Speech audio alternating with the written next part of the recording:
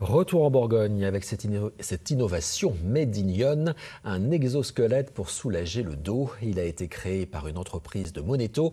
Il est plus petit et moins lourd que ses concurrents. Alexis Gaucher et Louis Maléjac ont rencontré un viticulteur qui l'apprécie.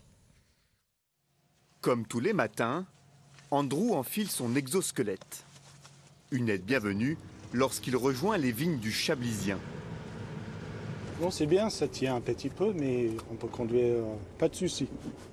Il s'apprête à tailler les pieds de vigne.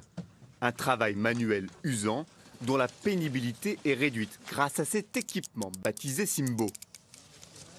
Ça m'aide beaucoup, le Simbo, parce que ça tient vraiment le dos.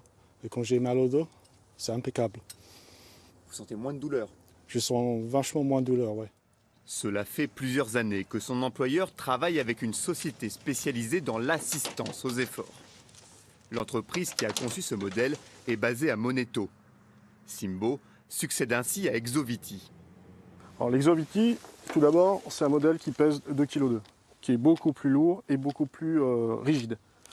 Donc celui-ci, c'est le modèle Simbo qui pèse plutôt 700 grammes, qui s'apparente plutôt à un sac à dos. On réfléchit à le généraliser à nos salariés sur cette année. Anticiper les risques musculo-squelettiques, c'est la raison d'être de l'entreprise iconaise.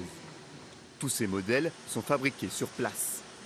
Il y a quelques étapes qui sont faites avec des sous-traitants locaux qui nous font la couture par exemple, mais les pièces sont imprimées avec nos imprimantes sur site. La découpe laser, elle est faite ici, on découpe tous les tissus chez nous. Et puis ensuite, on a un sous-traitant local qui nous fait les coutures et qui nous ramène le produit pour qu'on puisse ensuite finir de l'assembler et puis l'envoyer chez nos clients ou nos distributeurs. Outre la viticulture, l'exosquelette pourrait être utilisé dans d'autres domaines d'activité. Il y a des postures difficiles aussi dans le maraîchage, on est dans le bâtiment. Comme on dit souvent, le mal de dos, c'est universel et dans tous les secteurs, on trouve cette problématique. Prochaine étape, la réalisation d'un prototype pour soulager les douleurs au bras.